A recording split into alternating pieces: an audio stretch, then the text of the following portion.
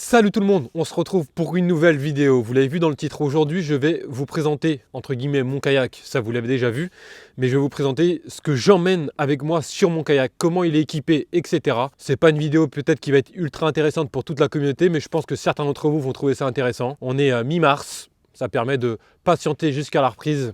Je reprends la pêche du bar fin mars, début avril. Donc c'est parti, petite vidéo de présentation. Je vais commencer par la poupe, donc l'arrière du kayak, et je vais terminer par la proue, l'avant du kayak. Avant que cette petite vidéo commence, petit tour d'horizon du navire. C'est un kayak de la marque Hobie, c'est le Passport 12, il y a le Passport 10 et le Passport 12. Le Passport 12 est plus grand que le Passport 10. C'est le premier prix, entre guillemets, des kayaks homologués mer. Pour qu'un kayak soit homologué mer, ça veut dire pas considéré comme engin de plage, il faut qu'il fasse plus de 3,50 m. Celui-ci fait 3,60 m et a la division 245 qui lui permet d'être homologué, d'aller jusqu'à 6000 décotes. Bon, c'est très rare, mais comme ça, sans homologation, je peux aller jusqu'à 2000 décotes, ce qui est largement suffisant. Donc les kayaks Hobie pêche homologué mer, le premier prix, c'est celui-ci, c'est le Passport 12.0.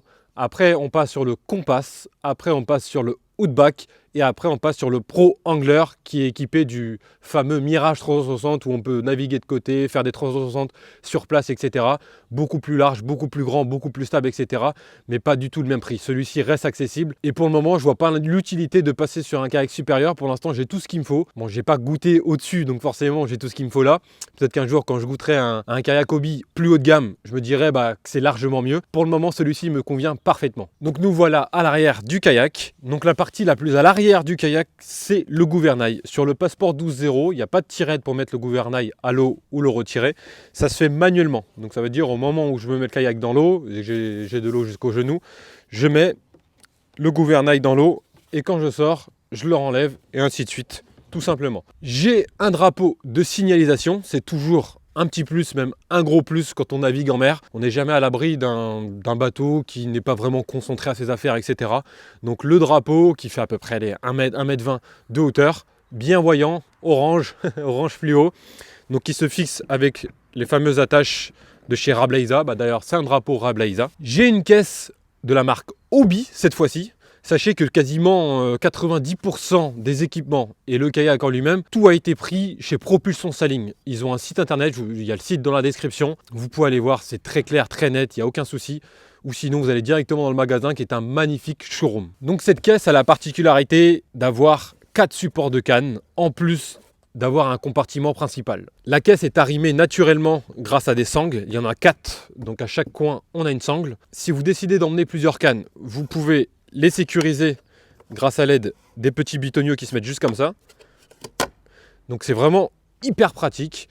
Le petit truc que j'ai rajouté personnellement, c'est une cordelette élastique pour maintenir tout ce qu'il y a à l'intérieur en cas de retournement. Si jamais je chavire, mon matériel sera sécurisé et arrimé et il risquerait pas de tomber. Donc une petite cordelette élastique que j'ai pris également chez Propulsion Sailing. Donc dans cette caisse à l'arrière, je mets boîte de leurre étanche. L'avantage, comme je viens de vous le dire, c'est qu'elles sont étanches. Elles sont sur le site La Baraque à Barshop également. Mais surtout, c'est qu'il y a une accroche. Ça veut dire que si jamais vous ouvrez dans votre kayak, le couvercle, il reste bien accroché à la boîte et vous n'avez aucun risque de perdre le couvercle. Et le dernier truc que j'ai avec moi, c'est que j'emmène un petit bag UF avec des pochettes de leur soupe qui permet de laisser les affaires au sec. C'est hyper important quand même. C'est une caisse qui est ouverte, donc vaut mieux mettre des boîtes étanches si vous êtes un maniaque et surtout si vous avez envie de garder vos affaires au sec. Important d'avoir des petites boîtes étanches. Tant qu'on y est, mon épuisette, vous m'avez beaucoup demandé quelle épuisette j'utilisais. C'est une épuisette de la marque Savage Gear. Et l'avantage de cette épuisette, bon, je trouve que c'est un énorme avantage, surtout en kayak, c'est qu'elle est flottante. Donc parfois, je peux la laisser dans l'eau à côté du kayak. Et ça permet de ne pas encombrer le kayak quand on est en situation de pêche. On la prend à la main au moment qu'il y a un poisson et le tour est joué. Donc dans cette épuisette, il y a directement un leash qui est vendu avec un petit mousqueton. Je m'en sers pour l'arrimer, mais je préfère quand même me servir d'un leash que j'ai en plus et qui me permet en fait d'avoir un peu moins d'élasticité que ce leash là, parce que sinon avec ce leash là je me suis rendu compte que l'épuisette partait super loin du kayak, donc dès qu'il y a un poisson c'est un peu compliqué. Donc je préfère me servir d'un autre leash moins élastique et qui permet d'avoir l'épuisette toujours à portée de main s'il y a un poisson.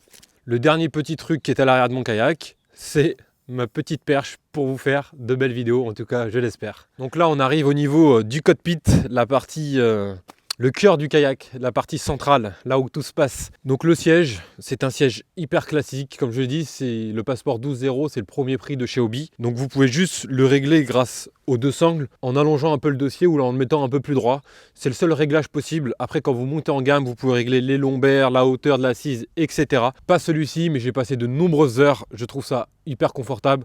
Mon ami Dany Spartiate vous l'expliquez dans une vidéo. Si vous voulez pas avoir mal au dos quand vous pédalez, vous vous allongez un peu, ça permet de libérer les lombaires et de ne pas avoir du tout de douleur lorsque vous êtes en navigation sur une longue portion.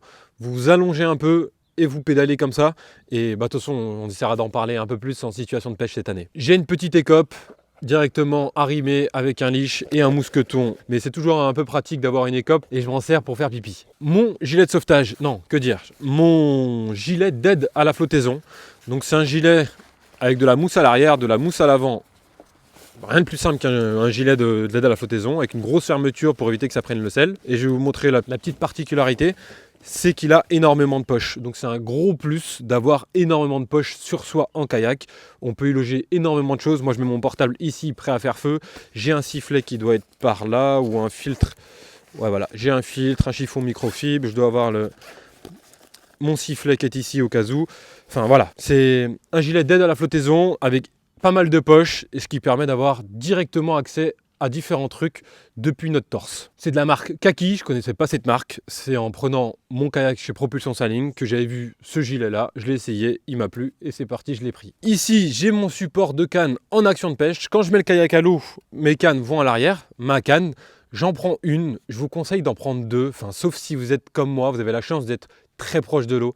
Là, tout de suite, si je mets le kayak sur le toit, je peux être au bord de l'eau en 3 minutes de voiture, même pas, à peine. Donc c'est une chance énorme. Je peux me permettre, entre guillemets, de casser une canne en action de pêche, etc., de rentrer à la maison. J'ai pas gâché toute une journée. Certains ont 1 heure de route, 1h30, voire 2 heures de route. Ça serait bête. Bon, c'est un peu risqué de prendre 2 cannes, mais ça serait bête de faire 2 heures de route aller, 2 heures de route retour, de pêcher 20 minutes, de casser votre canne, ou je sais pas, de faire une énorme perruque sur votre moulinet, enfin, que votre pêche soit compromise alors que vous avez énormément de route avant. Donc je vous conseille quand même de prendre 2 cannes, c'est vraiment un petit plus. Moi j'en prends qu'une pour le moment, mais comme je dis, parce que j'ai un accès à la mer qui est très rapide, donc ça me permet de pêcher rapidement, rentrer, etc. Donc le moindre souci en pêche n'est pas un gros souci au final. Donc voilà pourquoi j'emmène qu'une canne. Donc c'est la Fast Finesse M, je l'ai déjà présenté récemment. C'est celle que je vais emmener cette année principalement en kayak. Mon sondeur, certains sont pas du tout fans du sondeur, d'autres le sont. Moi je trouve que c'est un outil qui peut être pas mal. Vous avez vu, j'ai pêché en ténia un peu en kayak. Ça me permet de voir la nature des fonds. Déjà c'est un outil indispensable pour pas laisser énormément de plomb au fond de l'eau. Dès que vous arrivez sur des rides de sable, vous laissez descendre votre ténia sur le fond. Dès que vous arrivez sur les cailloux, vous remontez de quelques mètres et ainsi de suite. On pêche mieux, il n'y a pas à dire. Bon, certaines fois quand je vais sur les parcs à 8, les bouchots, etc., je l'emmène sans l'allumer, des fois j'ai même pas la batterie, c'est juste pour protéger les cosses en fait des branchements, les fils.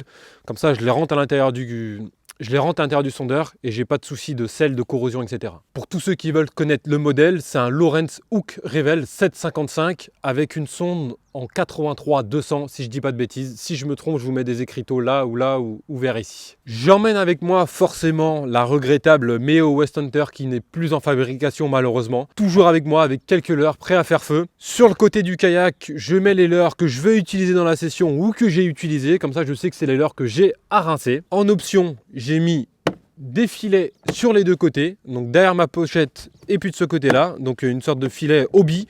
Ça me permet de glisser tout un tas de choses. Je mets mes barres de serrillage, je mets mes papiers, etc. pour pas les jeter à la mer. Donc c'est vraiment deux petits trucs un peu, entre guillemets, gadgets. Hein. C'est toujours des petits détails. Mais finalement, en situation de pêche, sont hyper pratiques. Là, on arrive au cœur du kayak. Donc cette trappe n'est pas fournie d'origine avec le kayak. Il y a une trappe ronde qui est à l'avant, qui est ici. Propulsion Sailing, Arnaud et Fred, sans coût supplémentaire d'installation, etc. On paye juste le produit, ils nous l'installent gratuitement. La trappe ronde, ils me l'ont mise à l'avant et ils m'ont mis une trappe rectangulaire ici qui est indispensable. Donc c'est une trappe étanche en plus. Qu'est-ce que j'emmène là-dedans? Ici, en général, je mets mes clés de voiture. Une lampe frontale, vous la connaissez celle-ci, je l'ai présentée récemment. Des batteries de GoPro, un chiffon microfibre.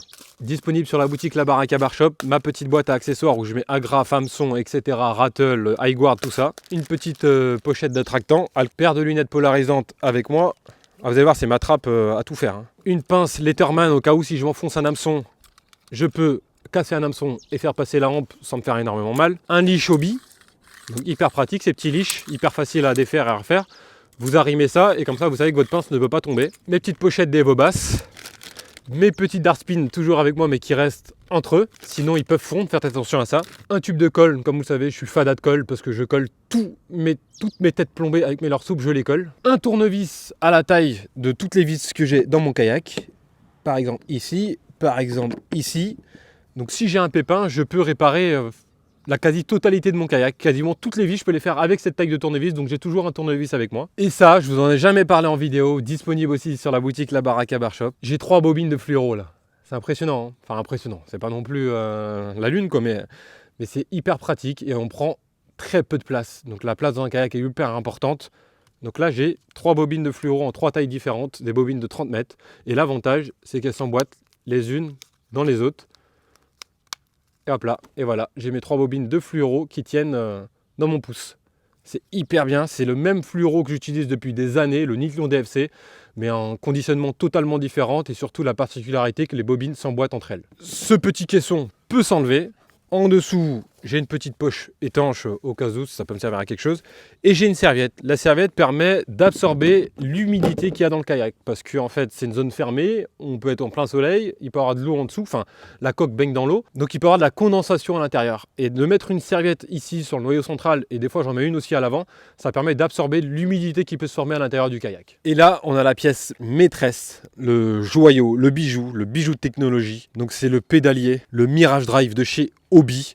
Donc l'avantage de ce Mirage Drive, c'est que c'est pas une hélice, vous allez voir. J'ai une poussée sur les côtés, gauche, droite, dès que je fais un mouvement de va-et-vient avec les pédales, et ça vous pousse le kayak à une vitesse, c'est impressionnant. Les premières fois où j'ai navigué avec, j'étais bluffé par l'efficacité du pédalier. Ce qui me manque peut-être, bon, vu que je ne l'ai pas et je ne l'ai pas eu pour le moment, j'ai pas de marche arrière sur celui-ci. On peut avoir un Passport 12.0 en demandant un pédalier qui a marche arrière, donc marche avant, marche arrière. Je ne l'ai pas sur celui-ci. J'ai pas senti le manque en situation de pêche, mais peut-être que si je l'avais, je me serais ouvert d'autres fenêtres de pêche, d'autres créneaux, me mettre la tête du kayak face à la roche avec la houle dans le dos, etc. Des choses que je fais pas, je pêche un peu plus de travers. Comme vous le voyez, c'est marqué Keep Up Turbo.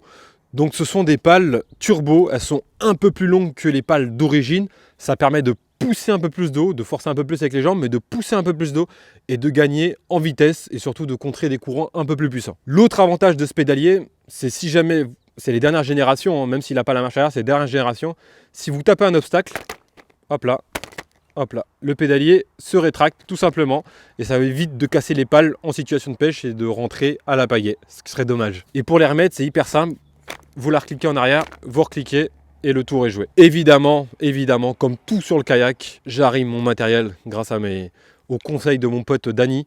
Donc j'arrime tout le matériel, même le pédalier est arrimé. Comme ça, il n'y a aucun souci en cas de retournement. Je pourrais retourner mon kayak et retrouver toutes mes affaires et rentrer tranquillement à la berge. Les pédales sont équipées de petites sangles. Certains les enlèvent. Moi, je les garde parce que quand vous faites de très longues distances, un peu comme un VTTiste, s'il y a des VTTistes qui me regardent, ils vont comprendre ce que je dis. Là, vous faites que de pousser. Tout le temps, si vous avez rien. Alors que quand vous faites des longues distances, vous pouvez travailler aussi en reculant en fait. Ouais, vous faites les deux. Donc ça va permettre de soulager la poussée et de travailler aussi en tirant. Donc un peu comme le vélo, hein, tout simplement en fait. Donc voilà pourquoi je les garde. Donc le Mirage Drive de chez Hobie, une prouesse technologique juste magnifique. Pour l'entretien, c'est hyper simple. Quand je rentre de pêche, je le rince abondamment. Et après, pendant un quart d'heure, 20 minutes, tant que je finis de rincer tout le reste du kayak, je le laisse tremper dans une bassine d'eau douce, tout simplement, une grosse poubelle noire. Je le mets dedans et je le laisse tremper pendant une quinzaine de minutes. Et puis vous voyez, hein, il a bien sorti cette année et il n'a pas un pet de rouille. Donc on arrive sur l'avant du kayak. Donc là, il y a juste... Avant, j'emmenais un petit sac étanche par-dessus. J'arrête de l'emmener. Donc là, il y a juste ma trappe ronde. Hop, j'enlève ici. Je vous m'attrape, il y a ma batterie, c'est la seule chose de lourd que j'ai à l'avant, la petite batterie, bon elle est pas très grosse donc elle est pas très lourde, mais une autonomie de plusieurs sessions avec sans aucun problème. Je vais vous faire un petit plan dessus pour savoir le modèle, mais pareil, prix chez Propulsion Saling, le chargeur de batterie prix chez Propulsion Saling également, j'ai quasiment tout pris dans ce magasin. Donc à l'intérieur, il y a les câbles pour brancher la batterie, il y a un petit bag UF, encore une fois, en médium, en small pardon, pour le soin au cas où, des pansements, un peu de crème solaire, etc. Bon, je m'en sers pas, hein, et heureusement. Et tout au fond, Il y a un petit sac étanche avec une serviette de bain si jamais j'ai envie de faire trempette. J'ai ma petite serviette de bain bien sèche à l'intérieur. Donc un petit plus, un petit gadget que j'emmène avec moi. C'est pas lourd, un sac étanche, ça craint rien. Je la mets tout à l'avant du kayak et c'est parti. Voilà, hop. Et la petite batterie qui se fixe ici. Tout ce qui est fixation, tout ce qui est câblage, etc., c'est Fred et Arnaud qui m'ont tout fait. Je n'ai rien fait, je ne suis pas bricoleur du tout. Donc c'est eux qui m'ont tout fait de A à Z. Pour vous dire jusqu'où ils m'ont fait des choses, là-dedans j'ai mon bout de remorquage qui est obligatoire. Vaut mieux qu'il soit prêt à faire feu. Ce nœud de chaise, c'est Fred qui me l'a fait une fois et je ne l'ai pas enlevé une seule fois. Et comme ça, j'ai mon bout de remorquage. Si jamais j'ai un pépin, j'ouvre le sac, je balance le bout et on me remorque jusqu'à bon port. Et voilà, fin de cette petite vidéo. Donc rien que me mettre assis sur mon kayak, j'ai hâte d'aller sur l'eau avec, pêcher le bar, pêcher au ténia, pêcher la dorade, pêcher la vieille, pêcher le maquereau, enfin être à la pêche peinard sur mon kayak.